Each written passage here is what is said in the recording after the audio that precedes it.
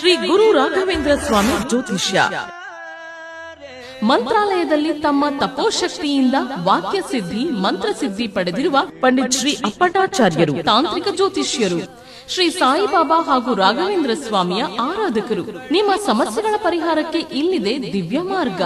Divorce problem, ಅನಾರೋಗ್ಯ, ಪ್ರೇಮ ವಿಚಾರ, ಸಂತಾನ, ಸಾಲಬಾಧೆ, ಕೋರ್ಟ್ ಕೇಸ್, ವ್ಯಾಪಾರ, ಮಾಟ ಮಂತ್ರ ತಡೆ, ಶತ್ರುಕಾಟ, ಕೌಟುಂಬಿಕ ಕಲಹ, ಇನ್ನೂ ನಿಮ್ಮ ನಿಗೂಢ ಗುಪ್ತ ಸಮಸ್ಯೆಗಳಿಗೆ ಶ್ರೀ ರಾಘವೇಂದ್ರ ಸ್ವಾಮಿಯ ಮೂಲ ಬೃಂದಾವನ ರಹಸ್ಯ ಬಲಿಷ್ಠ ಪೂಜಾ ಶಕ್ತಿಯಿಂದ ಕೆಲವೇ ದಿನಗಳಲ್ಲಿ ಶಾಶ್ವತ ಪರಿಹಾರ ಶತಸಿದ್ಧ.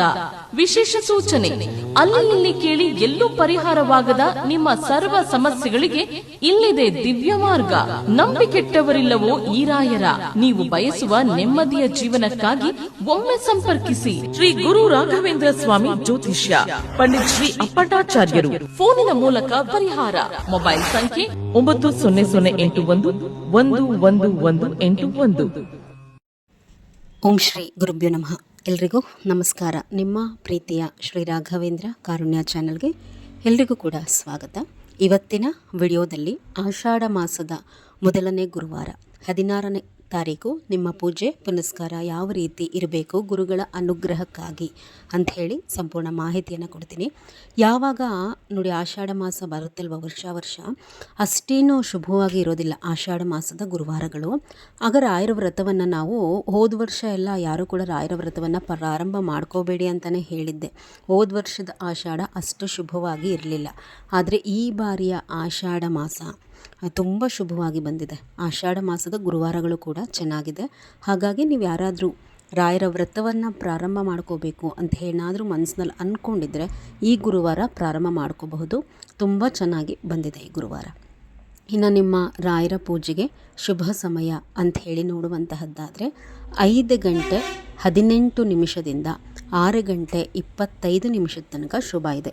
ಈ ಸಮಯದಲ್ಲಿ ರಾಯರ ಮುಂದೆ ದೀಪ ಹಚ್ಕೊಳ್ಳುವಂತಹದ್ದು, ಸಂಕಲ್ಪ ಮಾಡ್ಕೊಳ್ಳುವಂತಹದ್ದು ಮಾಡ್ಕೋಬೇಕಾಗತ್ತೆ. ಇನ್ನು ಎಷ್ಟು ದೀಪಗಳನ್ನು ಹಚ್ಚಬೇಕು ಅಂತ ಹೇಳಿ ನೋಡುವಂತಹದ್ದಾದರೆ 2 ದೀಪ, ಬೆಳ್ಳಿದೋ ಇಲ್ಲ ಹಿತ್ತಾಳೆದೋ ದೀಪಾಲೆ ಕಂಬನೋ ಅದು ಯಾವುದಿಟ್ಟರೂ ಪರವಾಗಿಲ್ಲ.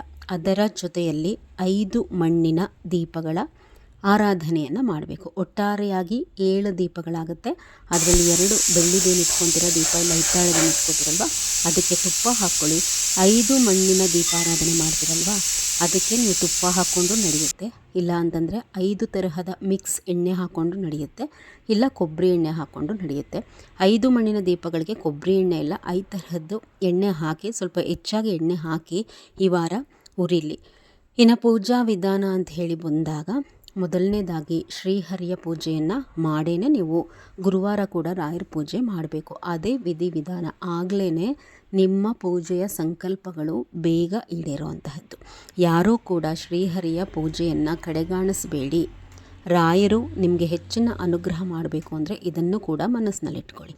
ಶ್ರೀಹರಿಗೆ ಆವತ್ತಿನ ದಿವಸ ಗಂಧ, ತುಳಸಿ ಏನು ಹೂಗಳಿರುತ್ತೆ ಹಾಕಿ ಅಲಂಕಾರ ಮಾಡಿಕೊಂಡು 2 ಮಣ್ಣಿನ ದೀಪಗಳಿಗೆ ಎಣ್ಣೆನಾದರೂ ಹಾಕ್ಕೊಳ್ಳಿ ಇಲ್ಲ ತುಪ್ಪನಾದರೂ ಹಾಕ್ಕೊಳ್ಳಿ. ಅಂದರೆ ಶ್ರೀಮನ್ನಾರಾಯಣನ ಸ್ವರೂಪದ ಮುಂದೆ 2 ಮಣ್ಣಿನ ದೀಪವನ್ನು ನೀವು ಹಚ್ಚಬೇಕು.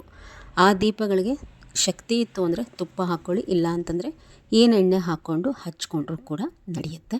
ಇನ್ನು ರಾಯರ ಪೂಜೆ, ರಾಯರ ಫೋಟೋ ಒರೆಸ್ಕೊಂಡು ನೀಟಾಗಿ ಗಂಧವನ್ನು ಹಚ್ಕೊಂಡು ಮೊದಲು ತುಳಸಿ ಹಾಕಿ. ನೋಡಿ, ಹೂಗಳನ್ನು ನೀವು ಹಾಕಿ ಅಲಂಕಾರ ಮಾಡೋದಕ್ಕೆ ಮೊದಲು ತುಳಸಿಯನ್ನು ರಾಯರಿಗೆ ಅರ್ಪಣೆ ಮಾಡಬೇಕು. ಅದಾದಮೇಲೆ ಹೂಗಳನ್ನು ಹಾಕಬೇಕು. ರಾಯರಿಗೆ ಗಂಧ ಹಚ್ಚಿ ಹೂಗಳನ್ನೆಲ್ಲ ಹಾಕೋ ಮೊದಲು ಶ್ರೀಹರಿಗೆ ಅರ್ಪಣೆ ಮಾಡಬೇಕು. ಇದೇ ವಿಧಾನ. ರಾಯರ ಅಲಂಕಾರ ಮುಗಿಸಿ ಆಮೇಲೆ ಶ್ರೀಹರಿಯ ಪೂಜೆಯತ್ತ ಹೋಗಬೇಡಿ. ಮೊದಲು ಶ್ರೀಮನ್ನಾರಾಯಣನ ಸಂಪೂರ್ಣ ಅಲಂಕಾರ ಮುಗಿಸಿ ಆಮೇಲೆ ರಾಯರ ಅಲಂಕಾರವನ್ನು ಇಡ್ಕೋಬೇಕಾಗತ್ತೆ. ಈ ವಾರ ರಾಯರಿಗೆ ದುಂಡು ಮಲ್ಲಿಗೆ, ಕನಕಾಂಬ್ರ, ಸೇವಂತಿಗೆ ಈ 3 ಹೂಗಳನ್ನು ಬಳಸ್ಕೊಂಡು ಅಲಂಕಾರ ಮಾಡ್ಕೊಳ್ಳಿ. ಇವೆಲ್ಲವೂ ಕೂಡ ರಾಯರಿಗೆ ಪ್ರೀತಿಯಾದಂತಹ ಹೂಗಳು. ಇನ್ನು ಯಾರೆಲ್ಲ ಹೋದ ವಾರ ಶುಭವಾಗಿತ್ತು ಅಂತ ಹೇಳಿ ರಾಯರ ನಾಮಲೇಖನ ಬರೆದಿದ್ದೀರ ಪುಸ್ತಕದಲ್ಲಿ, ಅವರು ಈ ವಾರನೂ ಕೂಡ ಕಂಟಿನ್ಯೂ ಮಾಡಿ. 108 ಬಾರಿ ಕೂತ್ಕೊಂಡು ರಾಯರ ಮುಂದೆ ದೀಪ ಹಚ್ಚಿದ್ದಾದಮೇಲೆ ಬರೀರಿ. ಇಲ್ಲ ನಾವು ಹೋದ ವಾರ ಬರೆದಿಲ್ಲ ರಾಯರ ನಾಮಲೇಖನ ಅಂತಂದರೆ ಈ ವಾರ ಹೊಸದಾಗಿ ಸಂಕಲ್ಪ ಮಾಡಿಕೊಂಡು 108 ಬಾರಿ ಓಂ ಶ್ರೀ ರಾಘವೇಂದ್ರಾಯ ನಮಃ ಅಂತ ಹೇಳಿ ಬರೀಬಹುದು. ಇಲ್ಲ ಓಂ ಶ್ರೀ ಪರಿಮಳಾಚಾರ್ಯ ನಮಃ ಅಂತ ಹೇಳಿ ಬರೀಬಹುದು. ನನ್ನ ಹೊಸ ಚಾನಲು ಶ್ರೀಹರಿ ಜೊತೆ ರಾಯರು, ಅದರಲ್ಲಿ ನಾಮಲೇಖನ ಬರೆಯೋದ್ರ ಬಗ್ಗೆ ಸ್ವಲ್ಪ ಕಂಪ್ಲೀಟಾಗಿ ವಿಡಿಯೋ ಹಾಕಿದ್ದೀನಿ. ಯಾರೆಲ್ಲ ಇನ್ನೂ ಹೆಚ್ಚಿನ ಮಾಹಿತಿ ಬೇಕು ಅಂತಂದರೆ ಅಲ್ಲಿ ಹೋಗಿ ನೋಡಿ. ಯಾರೆಲ್ಲ ಸಬ್ಸ್ಕ್ರೈಬ್ ಮಾಡ್ಕೊಂಡಿಲ್ಲ ಆ ಚಾನಲ್ಗೂ ಕೂಡ ಸಬ್ಸ್ಕ್ರೈಬ್ ಮಾಡ್ಕೊಳ್ಳಿ. ಅಲ್ಲೂ ಕೂಡ ರಾಯರ ಬಗ್ಗೆ ತುಂಬ ಉತ್ತಮವಾದಂತಹ ವಿಚಾರಗಳನ್ನ ಹಾಕ್ತಾಯಿದ್ದೀನಿ. ಸುಮಾರಷ್ಟು ಜನ ಆಲ್ರೆಡಿ ಬಹಳ ಬೇಗ ಸಬ್ಸ್ಕ್ರೈಬರ್ಸಲ್ಲಿ ಈಗ ಆಲ್ರೆಡಿ 600ಕ್ಕೆ ಬಂದಿದೆ. ಇನ್ನೂ ಚಾನಲ್ ಸ್ಟಾರ್ಟ್ ಮಾಡಿ 30 ದಿವಸಗಳು ಕೂಡ ಆಗಿಲ್ಲ ಅಂದ್ಕೊತೀನಿ. ಒಂದು 600ವರೆಗೂ ಸಬ್ಸ್ಕ್ರೈಬ್ ಆಗಿದೆ. ಇನ್ನು ಯಾರು ಸಬ್ಸ್ಕ್ರೈಬ್ ಮಾಡ್ಕೊಂಡಿಲ್ಲ ಅಲ್ಲೂ ಕೂಡ ಸಬ್ಸ್ಕ್ರೈಬನ್ನು ಮಾಡಿಕೊಂಡು ರಾಯರ ನಾಮಲೇಖನ ಬರೆಯುವಂತಹದ್ದು ವಿಡಿಯೋವನ್ನು ನೋಡಿ ಆ ರೀತಿಯಾಗಿ ಬರ್ಕೊಳ್ಳಿ. ಇನ್ನು ರಾಯರಿಗೆ ಎಲ್ಲ ಪೂಜೆಯನ್ನು ಮಾಡೋದಕ್ಕಿಂತ ಮೊದಲು ತುಳಸಿ ಪೂಜೆಯನ್ನು ಹೊರಗಡೆ ಮಾಡ್ಕೊಳ್ಳಿ. ತುಳಸಿ ಪೂಜೆ ಮುಗಿಸಿ ಬಂದು ದೇವರ ಮನೆಯಲ್ಲಿ ಏನು ನೀವು 2 ದೀಪ ಹಚ್ಚಿರ್ತೀರ ಅದನ್ನು ನಿಮ್ಮ ಮನೆ ದೇವರನ್ನು ನೆನೆದು ಹಚ್ಚಿ, ಅದಾದ ಮೇಲೆ ಶ್ರೀಮನ್ನಾರಾಯಣನ ಮುಂದೆ 2 ಮಣ್ಣಿನ ದೀಪವನ್ನು ಇಟ್ಕೊಂಡಿರ್ತೀರಲ್ಲ ಅದನ್ನು ಹಚ್ಚಿಬಿಟ್ಟು ರಾಯರ ಮುಂದೆ ಏನು ಬೆಳ್ಳಿ ದೀಪ ಇಟ್ಟಿರ್ತೀರಲ್ವ ಅಥವಾ ಹಿತ್ತಾಳೆದು ಮಣ್ಣಿನ ದೀಪ ಬಿಟ್ಟು ಏನು ಇಟ್ಟಿರ್ತೀರ ಅದನ್ನು ಹಚ್ಕೊಂಬಿಡಿ. 5 ಮಣ್ಣಿನ ದೀಪಗಳನ್ನ ಈಗಲೇ ಹಚ್ಚಲಿಕ್ಕೆ ಹೋಗಬೇಡಿ. 2 ದೀಪ ರಾಯರ ಮುಂದೆ ಹಚ್ಚಿದ್ದಾದಮೇಲೆ ಬಲಗೈಯಲ್ಲಿ ಅಕ್ಷತೆ ಮತ್ತು ಹೂವಾನೋ ಇಲ್ಲ ತುಳಸಿಯನ್ನು ಇಟ್ಕೊಂಡು ಏನೆಲ್ಲ ಕಷ್ಟಗಳನ್ನ ಅನುಭವಿಸ್ತಾ ಇದ್ದೀರಾ, ರಾಯರಿಂದ ಯಾವ ಕಷ್ಟಗಳು ತೀರಬೇಕು ಅಥವಾ ಏನು ನಿಮಗೆ ಆಸೆ ಇದೆ ಮನಸ್ಸಿನಲ್ಲಿ ಅದೆಲ್ಲವನ್ನು ಶ್ರೀಮನ್ನಾರಾಯಣನಲ್ಲೂ ಕೂಡ ಪ್ರಾರ್ಥನೆ ಮಾಡಿಕೊಂಡು ರಾಯರಲ್ಲೂ ಕೂಡ ಪ್ರಾರ್ಥನೆ ಮಾಡಿಕೊಂಡು ಆ ಅಕ್ಷತೆಯಲ್ಲಿ ಅರ್ಧ ಶ್ರೀಮನ್ನಾರಾಯಣನ ಸ್ವರೂಪಕ್ಕೆ ಇನ್ನರ್ಧ ರಾಯರ ಪಾದದ ಬಳಿಗೆ ಹಾಕಿಬಿಟ್ಟು ಇದಾದ ಮೇಲೆ ಏನು ಮಾಡಬೇಕು ಅಂದರೆ 5 ಮಣ್ಣಿನ ದೀಪಗಳನ್ನು ಹಚ್ಕೋಬೇಕು. ಒಂದು 3ರಿಂದ 4 ವಾರ ಹಚ್ಚಿದ ತಕ್ಷಣ ದೀಪಗಳನ್ನು ಗಿಡದ ಬುಡಕ್ಕೆ ಹಾಕಿಬಿಟ್ಟು ಹೊಸ ದೀಪಗಳನ್ನ ತೊಗೊಂಡು ಬನ್ನಿ. ಆ ದೀಪಗಳನ್ನು ಹಚ್ತಾ ನಿಮ್ಮ ಮನೆಯ ಎಷ್ಟೋ ನೆಗೆಟಿವಿಟಿಯನ್ನು ಅದು ಹೀರ್ಕೊಂಡಿರುತ್ತೆ. ಅದೇ ದೀಪದಲ್ಲಿ ಕಂಟಿನ್ಯೂಸ್ ಆಗಿ ಹಚ್ಚೋದ್ರಿಂದ ಫಲಗಳಿರೋದಿಲ್ಲ. ಒಂದು 3ರಿಂದ 4 ಗುರುವಾರ ಹಚ್ಚಿದ್ದಾದಮೇಲೆ ಹೊಸ ದೀಪಗಳನ್ನ ತೊಗೊಂಬರಬೇಕು. ಆ ದೀಪಗಳಿಗೆ ಮೊದಲು ಅರಿಶಿನ ಕುಂಕುಮ ಎಲ್ಲ ಇಟ್ಟು 2 ಹೂಬತ್ತಿ ಹಾಕಿ ಎಣ್ಣೆ ಹಾಕ್ತಿರೋ ತುಪ್ಪ ಹಾಕ್ತಿರೋ ಹಾಕ್ಕೊಂಡು ಊದ್ಗಡ್ಡಿ ಇಲ್ಲ ಬತ್ತಿಯಲ್ಲಿ ಆ ದೀಪಗಳನ್ನು ಓಂ ಶ್ರೀ ರಾಘವೇಂದ್ರಾಯ ನಮಃ ಅಂತ ಹೇಳಿ ಹಚ್ಚುವಂತಹದ್ದನ್ನು ಮಾಡಿ. ಈ ದೀಪಗಳು ಉರಿದಾದ್ಮೇಲೆ ದೀಪಗಳು ತುಂಬ ಕಪ್ಪಾಗಿದೆ ಅಂತ ಅನಿಸಿದ್ರೆ ಅಥವಾ ಬತ್ತಿಗಳೆಲ್ಲ ತುಂಬ ಉರಿದೋಗಿ ಕಪ್ಪಗೆ ವಿಕಾರವಾಗಿ ಆಗೋಗುತ್ತೆ ದೀಪಗಳು, ಆ ರೀತಿ ಆದರೆ ಸ್ವಲ್ಪ ಮನೆ ದೇವ್ರಿಗೆ ಹೋಗ್ಬಿಟ್ಟು ಒಂದು ಪೂಜೆ ಮಾಡಿಸ್ಕೊಂಡು ಬನ್ನಿ.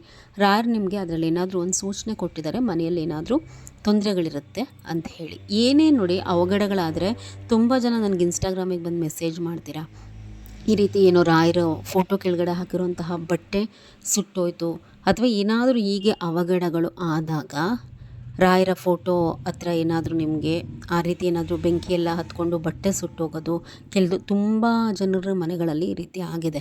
ಇನ್ಸ್ಟಾಗ್ರಾಮಲ್ಲಿ ಫೋಟೋ ಸಮೇತ ಕಳಿಸ್ತಾರೆ. ನಾನು ಹೇಳೋದೊಂದೇ, ಅಂಥ ಸಂದರ್ಭದಲ್ಲಿ ಹೆದರಬಾರ್ದು. ಗುರುಗಳಿರೋ ಹತ್ರ ಅವ್ರಿಗೆ ತಿಳಿದಲೇ ಇದು ಯಾವುದೋ ಅಚಾನಕ್ಕಾಗಿ ಆಗಿರೋದಿಲ್ಲ. ನೀವೇನೋ ಸಂಪ್ರೀತಿಯಿಂದ ಪೂಜೆ ಮಾಡಿದಾಗ ನಿಮ್ಮ ಮನೆಯಲ್ಲಿ ತೊಂದರೆ ಇದೆ ಅನ್ನುವಂತಹದ್ದನ್ನು ರಾಯರು ನಿಮಗೆ ತೋರಿಸ್ಕೊಟ್ಟಿರ್ತಾರೆ. ಆಗ ಹೆದರ್ದಲೇ ರಾಯರದ್ದು ಯಾವುದಾದ್ರೂ ಒಂದು ವ್ರತ ಪ್ರಾರಂಭ ಮಾಡ್ಕೋಬೇಕು. ಒಂದು 21 ದಿವಸದ್ದು ಇಲ್ಲ ಒಂದು 7 ಗುರುವಾರದ್ದು.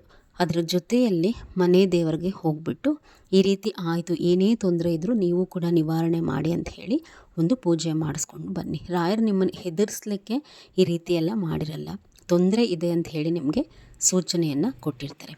ಇನ್ನು 5 ಮಣ್ಣಿನ ದೀಪಗಳೆಲ್ಲ ಹಚ್ಚಿ ಆದಮೇಲೆ ಅಗರಬತ್ತಿಯಿಂದ ಧೂಪವನ್ನು ತೋರಿಸಿ ವಿಷ್ಣುವಿನ ಅಷ್ಟೋತ್ತರ, ರಾಯರ ಅಷ್ಟೋತ್ತರ, ರಾಯರ ಗಾಯತ್ರಿ ಮಂತ್ರ 21 ಬಾರಿ ಹೇಳ್ಕೊಳ್ಳಿ. ತುಂಬ ಒಳ್ಳೆ ಗುರುವಾರ ಇದು. 21 ಬಾರಿ ರಾಯರ ಗಾಯತ್ರಿ ಮಂತ್ರ ಜೊತೆಯಲ್ಲಿ ಯಾರಿಗೆಲ್ಲ ಸಾಲ ಇದೆ ರಾಯರ ಋಣ ಪರಿಹಾರ ಸ್ತೋತ್ರ ಅಥವಾ ಋಣ ವಿಮೋಚನಾ ಸ್ತೋತ್ರ ಅಂತ ಹೇಳಿ ಕರೀತಾರೆ. ಗೂಗಲಲ್ಲಿ ಸರ್ಚ್ ಮಾಡಿ ಋಣ ವಿಮೋಚನಾ ಸ್ತೋತ್ರ ಅಂಥೇಳಿ. ಅದನ್ನು ಶ್ರದ್ಧೆಯಿಂದ ಒಂದು 21 ಸಾರಿ 48 ಸಾರಿ ಹೇಳ್ಕೋಬಹುದು. ನೀವೆಷ್ಟು ಚೆನ್ನಾಗಿ ಆ ಶ್ಲೋಕ ಹೇಳ್ಕೊತೀರ ಶ್ರದ್ಧೆಯಿಂದ ಅಷ್ಟು ನಿಮಗೆ ಒಳ್ಳೆಯದಕ್ಕೆ ದಾರಿ ಆಗುತ್ತೆ. ಇದೆಲ್ಲ ಆದಮೇಲೆ ರಾಯರಿಗೆ ಸ್ವಲ್ಪ ಡ್ರೈ ಫ್ರೂಟ್ಸು, ಸ್ವಲ್ಪ ಕಲ್ಸಕ್ರೆ ಇಡಿ, ಏನಾದರೂ ಹಣ್ಣುಗಳನ್ನ ಇಡಿ, ನಿಮಗೇನು ಶಕ್ತಿ ಇರುತ್ತೆ ಹಣ್ಣುಗಳನ್ನ ಇಟ್ಬಿಟ್ಟು ಈ ವಾರ ಹೆಸರುಬೇಳೆ ಪಾಯಸ ಮಾಡಿ. ಸಮಯ ಇತ್ತು ಅಂದರೆ, ಇಲ್ಲ ಅಂತಂದರೆ ಬರೀ ಹೆಸರುಬೇಳೆ ನೆನೆಸ್ಬಿಟ್ಟು ಅದಕ್ಕೆ ಏನೂ ಹಾಕಬೇಡಿ, ಬರೀ ನೆನೆಸಿದ ಹೆಸರುಬೇಳೆಯನ್ನು ರಾಯರಿಗೆ ನೈವೇದ್ಯವಾಗಿ ತೋರಿಸಿ. ತುಂಬ ಶ್ರೇಷ್ಠ ಆ ರೀತಿ ಹೆಸರುಬೇಳೆಯನ್ನು ಇಡುವಂತಹದ್ದು. ಇದೆಲ್ಲ ಆದಮೇಲೆ ಸ್ತೋತ್ರಗಳನ್ನು ಹೇಳ್ಕೊಂಡಾದಮೇಲೆ 2 ತುಪ್ಪದ ಬತ್ತಿಯಿಂದ ಆರತಿ ಮಾಡಿ. ನೈವೇದ್ಯ ಎಲ್ಲ ಇಟ್ಟಾದಮೇಲೆ ಪಂಚಾರತಿ 5 ತುಪ್ಪದ ಬತ್ತಿಯಿಂದ ಆರತಿ ಮಾಡಿಬಿಟ್ಟು ಕೊನೆಯದಾಗಿ ಕರ್ಪೂರದಿಂದ ಮಹಾಮಂಗಳಾರತಿಯನ್ನು ಮುಗಿಸ್ಕೊಳ್ಳಿ. ರಾಯರ ಮಠಕ್ಕೆ ಹೋಗಿ ರಾಯರ ದರ್ಶನ ಮಾಡಿ, ಶುಭವಾದಂತಹ ಗುರುವಾರ ನೀವು ಅಲ್ಲೂ ಕೂಡ 2 ಮಣ್ಣಿನ ದೀಪವನ್ನು ತಗೊಂಡು ಹೋಗಿ ರಾಯರಿಗೆ ಬೆಳಗಬಹುದು, ಇಲ್ಲ ಹೆಜ್ಜೆ ನಮಸ್ಕಾರ ಹಾಕಬಹುದು, ಇಲ್ಲ ಪ್ರದಕ್ಷಿಣಾ ನಮಸ್ಕಾರದ ಸೇವೆಯನ್ನು ಕೂಡ ರಾಯರಿಗೆ ಸಮರ್ಪಣೆಯನ್ನು ಮಾಡಬಹುದು. ಇದಿಷ್ಟೂ ಕೂಡ ಈ ಗುರುವಾರದ ಸೇವೆಯ ವಿವರಗಳು. ಮಾಹಿತಿ ಇಷ್ಟ ಆಗಿದೆ ಅಂತ ಹೇಳಿ ಭಾವಿಸ್ತೀನಿ. ನಿಮ್ಮ ಪ್ರೀತಿ ಇದೇ ರೀತಿ ಇರಲಿ ಅಂತ ಹೇಳಿ ಕೇಳ್ಕೊತ ಎಲ್ಲರಿಗೂ ಕೂಡ ರಾಯರ ಅನುಗ್ರಹವಾಗಿ ನಿಮ್ಮ ಕಷ್ಟಗಳು ದೂರವಾಗಲಿ ಅಂತ ಹೇಳಿ ಆಶಿಸ್ತಾ ಈ ವಿಡಿಯೋವನ್ನು ಮುಗಿಸ್ತಾ ಇದ್ದೀನಿ. ನಮಸ್ಕಾರ.